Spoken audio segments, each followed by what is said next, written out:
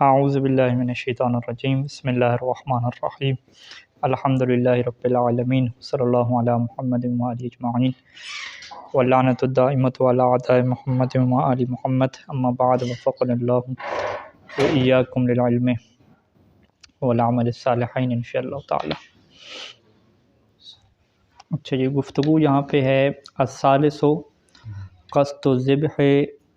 بفری الاوداج flu وقع السکین من ید احد علی مذبح الحیوان فقطعها لم یحل وان سمى حین اصابها۔ شرائط بیان کر رہے ہیں ذبح کی۔ پہلی شرط ہوئی تھی کہ وہ مسلمان ہو، اور دوسری شرط کیا تھی کہ امکان کی صورت میں لوہے سے ذبح کرے، اور تیسری شرط یہ ہے کہ بفری الاوداج، فرج کہتے ہیں چیرنا، ٹھیک ہے،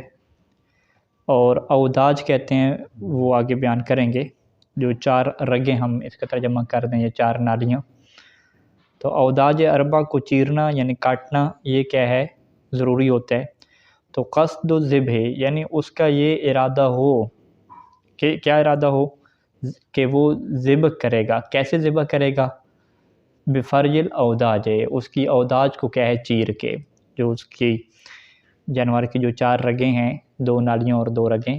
ان کو جو ہے وہ چیر کے مکمل کاٹ کے وہ ذبح کرنے کا کیا ارادہ بھی رکھتا ہو۔ اگر ایک بندہ ارادہ نہیں رکھتا تھا کہ وہ حیوان کو اس طریقے سے ذبح کرے گا، بس وہ ویسے حیوان کو چھری مار رہا تھا اور وہ اس کے ہاتھ سے چھری گر گئی اور اس کی یہی جو چار رگیں ہیں وہ کٹ گئیں، اس سے کیا کہتے ہیں کہ ذبح کا ارادہ نہیں تھا، قصد الذبح، ذبح کا اس کا ارادہ ہی نہیں تھا، کٹ گئیں ویسے، تو اس طرح وہ حیوان کیا حلال نہیں ہوتا۔ اگرچہ جب چھری گری ہے تو اس وقت وہ نام بھی لے لیں، آپ کہتے ہیں نا بھی ارادہ نہیں ہے تو نام کیسے لے گا، کیونکہ جب چھری گری ہے تو اسی ٹائم پہ وہ اللہ اکبر ہی کہتے، لیکن چھری پھیرنے سے پہلے اس کا کوئی ارادہ نہیں تھا، چھری گر گئی تو گرنے کے بعد جب وہ اس کے اوپر لگ رہی تھی یا کوئی پھنس گیا جانور اوپر، کوئی بڑا چھورا وغیرہ گر گیا کوئی چیز، تو اب وہ جیسے کٹنے لگی تو اس نے فوراً کہ اللہ اکبر کہہ دیا، تو اس طرح نہیں ہوتا۔ یعنی فلو وقع السکین من ید احد علی مذبح الحیوان، اگر چھری ایک بندے کے ہاتھ سے گرتی ہے اور کس کے اوپر گرتی ہے، علی مذبح الحیوان، حیوان کا جو مذبح ہے، مذبح یعنی ذبح کرنے کی جگہ، وہی گردن کا حصہ، گردن کا جو سامنے کا حصہ ہے، وہاں پہ جو ہے وہ چھری گرتی ہے، فقطعها، وہ اس مذبح کو کیا کاٹ دیتی ہے، تو لم یحل، تو وہ حیوان کیا حلال نہیں ہوگا۔ وَإِن سَمَّ حِینَ أَصَابَهَا، اگرچہ کیا ہے وہ اللہ کا نام بھی لے، کب حین اصابہ، جب چھری اس تک پہنچ جائے، جب چھری اصابہ اس کو لگ جائے، پہنچ جائے، اللہ کا نام بھی لے لے، تو پھر بھی کیا ہے جی، وہ جانور جو ہے وہ حلال نہیں ہوگا۔ یہ ایک مثال ہوگی بغیر قصد کے، بغیر ارادے کے۔ وَقَضَى لَوْ كَانَ قَصَدَ بِتَحْرِيكِ السِّكِّينِ عَلَى الْمَذْبَحِ شَيْئًا آخَرَ غَيْرَ الذِّبْحِ، قصدہ اس کا ارادہ کیا تھا کہ وہ ارادہ کیا تھا، شیئن آخر غیر الذبح، یوں ہے کہ لو کان قد قصد، اس نے قصد کیا بتحریک السکین، کہ وہ چھری کو حرکت دے رہا تھا، علی المذبح، جو جانور کے ذبح کرنے کی جگہ ہے گردن، اس کے اوپر چھری کو حرکت دے رہا ہے،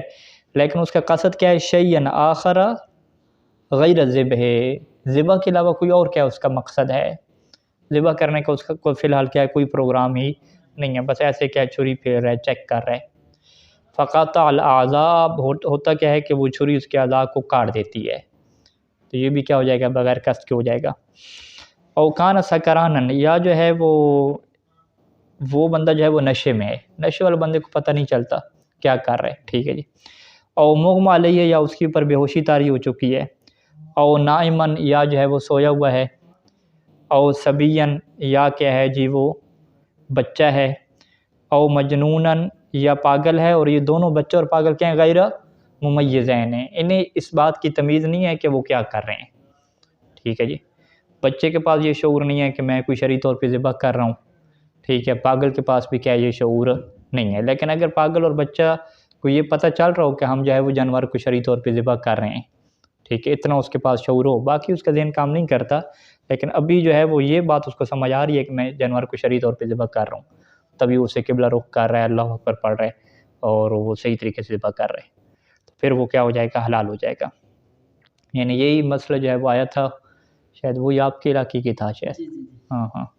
تو ایک بندہ جو ہے وہ ذہنی طور پہ مریض تھا، تو اس نے کافی سارے جو گائے ہے وہ کیا ذبح کر دیے تھے، ٹھیک ہے۔ تو اب وہاں پہ یہی سب ہم نے پوچھا تھا کہ بھئی کیا وہ اس کو پتہ نہیں چلا جب وہ ذبح کر رہا ہے، باقاعدہ پتہ چلتا ہے؟ کہتے نہیں پتہ چلتا ہے اسے ذبح جب کر رہا ہے، لیکن وہ ذہنی طور پہ اس والے سے معذورت پتہ نہیں چلتا کب ذبح کرنا ہے کب ذبح نہیں کرنا، شعور بالکل نہیں ہے۔ لیکن جب ذبح کر رہا ہے تو اسے پتہ چلتا ہے کہ میں ذبح کر رہا ہوں، اور شرعی طور پہ کیسے ذبح کی جاتا ہے سارا طریقہ کیا اسے آتا ہے، قصد اور ارادہ ہوتا ہے، تو وہ ہو جائے گا۔ یعنی وہ اس طرح کا پاگل نہیں ہے کہ جس سے بالکل کچھ بھی پتہ نہیں چلتا۔ جو آدھے تھوڑے بہت پاگل ہوتے ہیں، یعنی کچھ باتوں کا کیا پتہ چل رہا ہوتا ہے، وہ اس میں سے ہے۔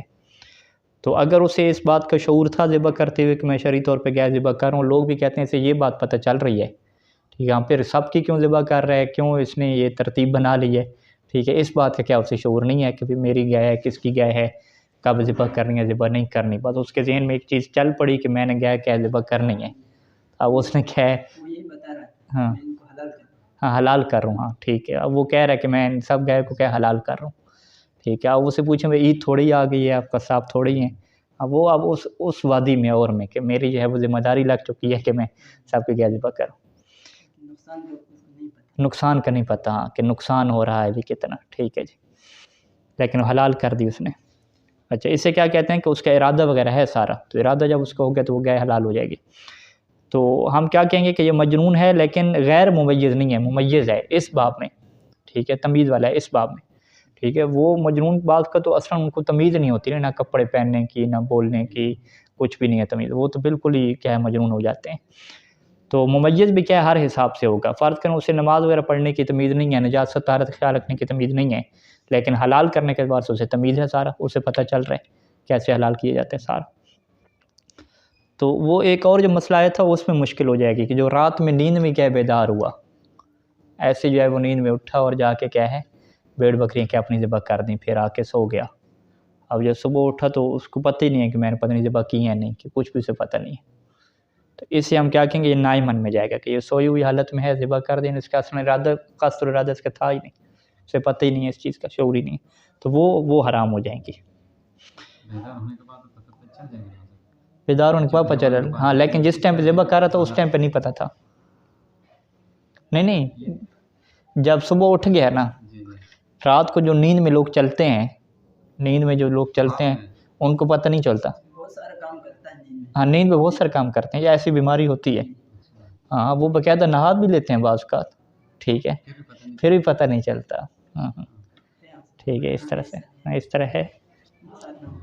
اس طرح وہ نکل جاتے ہیں گھر سے باہر۔ وہ باقاعدہ ایک بتا رہے تھے کہ جنگل میں چلا گیا، وہاں سے لکڑی وغیرہ کاٹ کے لایا،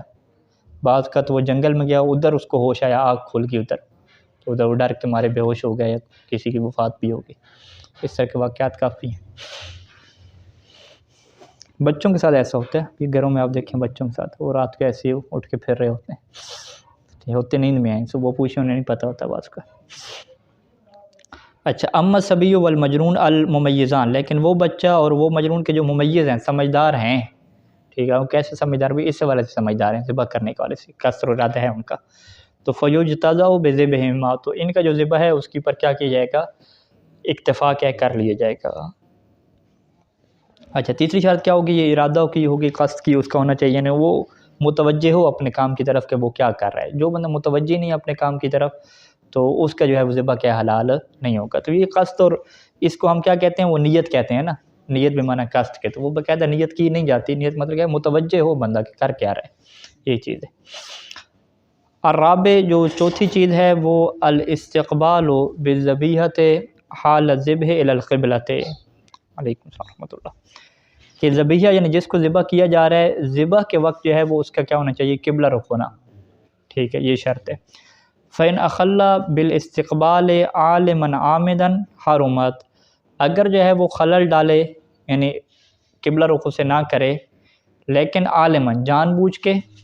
ٹھیک ہے، علم یعنی مسئلے کا علم ہے، مسئلے کا علم ہونے کے بعد بھول نہیں گیا، عامداً پھر بھی جان بوجھ کے ایسا کرتا ہے، تو پھر جانور کیا ہو جائے گا، حرام ہو جائے گا۔ لیکن ایک بندے کو مسئلے کی علم نہیں ہے، یا اس کے ذہن میں کیا ہے کہ جی قبلہ رخ کرنا واجب نہیں ہے، مستحب ہے، وہ یوں سمجھ رہے، ٹھیک ہے، یا وہ جو ہے وہ ابھی قبلہ رخ کرنا کیا بھول گیا، ٹھیک ہے، گپ شپ میں تھا، توجہ نہیں رکھی، قبلہ رخ بھی جانور کو کرنا تھا، ٹھیک ہے جی، تو پھر وہ جانور کیا ہو جائے گا، حلال ہو جائے گا، ٹھیک ہے جی۔ یا اس میں یہ کہہ سکتے ہیں کہ قبلہ رخ سے پتہ نہیں تھا کس طرف ہے، ٹھیک ہے، وہ سمجھتا رہا اس طرف قبلہ رخ ہے، تو اب بعد میں پتہ چلا کہ قبلہ اس طرف تھا نہیں، پھر بھی وہ جانور کیا ہو جائے گا، حلال ہو جائے گا۔ کیونکہ جانور یہاں پہ حرام کب ہوتا ہے کہ عالماً عامداً، جب اسے حکم شرعی کا پتہ ہو، قبلہ رخ کا پتہ ہو، پھر جان بوجھ کے وہ ایسا کرے گا، خلاف ورزی کرے گا، پھر جانور کیا ہوگا، حرام ہوگا۔ اور عام طور پہ کوئی بندہ ایسا نہیں کرتا، یعنی جان بوجھ کے مسئلہ شرعی کا ہی پتہ ہو۔ بہت ساروں کو مسئلہ شرعی پتہ نہیں ہوتا، یا جو ہے وہ آپ یہ کہہ دیں کہ قبلہ کا نہیں پتہ ہوتا، وہ سمجھ لیتے ہیں قبلہ اس طرف ہے، یعنی جاہل ہوتے ہیں، جاہل بالحکم یا جاہل بالموضوع۔ اچھا، وہ ان کان نسیاناً، اور اگر یہ جو خلل ڈالا ہے اس نے نسیان کی وجہ سے، وہ بھول گیا بھی، اول اعتقاد عدم الاشتراط، یا اس نے یہ یقین کیا ہوا ہے کہ جی عدم اشتراط، قبلہ کی شرط ہے ہی نہیں، یعنی جاہل بالحکم ہے۔ ولو ان تقصیر، یہاں پہ کیا کہا کہ اگرچہ یہ جاہل کون سا ہو کہ جس کا جہل میں عذر قبول نہیں ہوتا، جسے کیا کہتے ہیں، جاہل مقصر کہتے ہیں، اپنی کوتاہی سے ہے، مسئلہ نہیں ٹھیک ہے، تو چاہے یہاں پہ جو ہے وہ جہل مقصر ہو تو پھر بھی کیا ہے جی، وہ آگے بیان کریں گے، تو اس کا جو ہے وہ ذبیحہ کیا حلال ہوتا ہے، حرام نہیں ہوتا۔ اچھا، نسیان والی صورت ہو گئی، یا اس کو اس بات کا یقین تھا کہ یہ شرط ہے ہی نہیں، ٹھیک ہے، یعنی جاہل تھا، اگرچہ یہ کوتاہی ہے اس کی، اپنی کوتاہی ہے۔ تیسرا کیا ہے کہ او خطا ان منہ فی جہت القبلۃ، یا اس سے جو ہے وہ خطا ہو گئی قبلہ کی جہت کی تعیین میں، غلطی ہوگی، یعنی بیان وجہ الی جہت، وجہ الی جہت، اس نے اس ذبیحہ کو جو ہے وہ ایک ایسی جہت کی طرف کیا کہ معتقدا ان القبلہ، وہ یہ یقین رکھے ہوئے کہ یہ کیا قبلہ کی جہت ہے، فتبین الخلاف، ان تین صورتوں میں کیا ہے، بعد میں بالخلاف پتہ چل گیا، تو لم تحرم فی جمیع ذالک، تو ان تمام صورتوں میں وہ جانور کیا حلال، کیا نام ہے، حرام نہیں ہوگا، لم تحرم یعنی حرام نہیں ہوگا تو تمام صورتوں میں۔ اچھا، اس میں یعنی کچھ کہتے ہیں کہ کچھ فقہ ایسی ہے اہل سنت کی کہ ان کے ہاں جو ہے وہ قبلہ رخ ہونا کیا شرط نہیں ہے، ٹھیک ہے، تو ان کے ہاں جو قبلہ رخ ہونا شرط نہیں ہے، تو ان کا اعتقاد یہ بنا ہوا ہے کہ قبلہ رخ کی کیا شرط ہی نہیں ہے، تو ان کا ہم پھر ذبیحہ لے سکتے ہیں، اس میں کوئی ایشو نہیں ہے، کیونکہ ہم کیا کہیں کہ وہ جان بوجھ کے ایسا تو نہیں کر رہے، بلکہ اعتقاد یعنی ان کا یقین ہی ہے کہ یہ شرط ہی نہیں ہے، اگرچہ کوتاہی ہے، تحقیق وغیرہ نہیں کی مذہب کے بارے میں، یہ جو بھی ہے، ٹھیک ہے جی۔ اچھا، وقضا اذا لم يعرف القبلہ، اسی طریقے سے کیا ہے وہ جانور حرام نہیں ہوگا اگر اسے قبلہ کی نہیں پتہ، وہ کہتے ہیں قبلہ رخ کرنا ہے لیکن ابھی کہاں پہ کریں، ہمیں تو پتہ ہی نہیں ہے، ٹھیک ہے، وہ جنگل وغیرہ میں ہیں، کوئی شکار وغیرہ کیا، اسے ذبح کرنا ہے، ٹھیک ہے، تو آپ وہ کہیں کہ بھئی کدھر قبلہ رخ، آپ کیسے پتہ چلے کس طرف ہے، ٹھیک ہے۔ او لم یتمکن من توجیہ الیہ، یا جو ہے وہ قبلہ رخ تو پتہ ہے لیکن صورتحال ایسی بن چکی ہے کہ ممکن نہیں ہے کہ جانور کو جو ہے وہ قبلہ کی طرف کیا جائے، ولو بالاستعانۃ بالغیر، اگرچہ جو ہے وہ دوسرے سے مدد ہی کیوں نہ لے لیں، یعنی جانور اتنا بپھرا ہوا ہے کہ اب جو ہے وہ اسی جگہ پہ رکھ کے ذبح کریں گے تو ہو جائے گا، اگر جو ہے وہ ہم دو بندے ہیں فرض کریں، اس کو قبلہ رخ کرنے کی کوشش کریں گے تو وہ نہیں ہوگا، الٹا کیا ہے فرار کر جائے گا، یا جو ہے وہ زخمی ہے تو مر جائے گا فرض کریں، ٹھیک ہے، ایسی صورتحال ہے۔ اس سے کیا کہتے ہیں کہ جی قبلہ رخ کرنا اب ہمارے لیے مشکل ہے، ممکن نہیں ہے، خطرہ ہے کہ حیوان مر جائے یا بھاگ جائے گا، ٹھیک ہے جی۔ اور وزتر، اور ادھر سے کیا ہے مجبوری بھی ہے کہ لا تزکیتھا، اسے کیا ہے وہ تزکیہ بھی کرنا ہے، ٹھیک ہے جی، ذبح کرنا بھی ہے، جیسے الحیوان المستعصی، وہ حیوان کے جو بپھرا ہوا ہے، مستعصی معصیت سے ہے، اول متردی فی البیر، یا جو کنویں میں گر چکا ہے، ٹھیک ہے جی، اب جو کنویں میں گر چکا ہے وہاں تو فرض کریں وہ جگہ ہی ایسی ہے کہ انہوں نے کہا اب کہاں سے ہو سکے، کوئی جگہ وسیع نہیں ہے اس طریقے سے، ورنہ بھی اس طرح کیا اور حالات پیش آ سکتے ہیں کہ حیوان اس جگہ پھنس چکا ہے، گر چکا ہے، وہ وہاں سے اسے نکالیں گے، سیٹ کریں گے تو اتنے میں مر جائے گا، ٹھیک ہے، یا اسی کی صورتحال کیا بناتے ہیں کہ اگلی جو مثال آ رہی ہے 741 نمبر کہ اذا خاف موت الذبیحۃ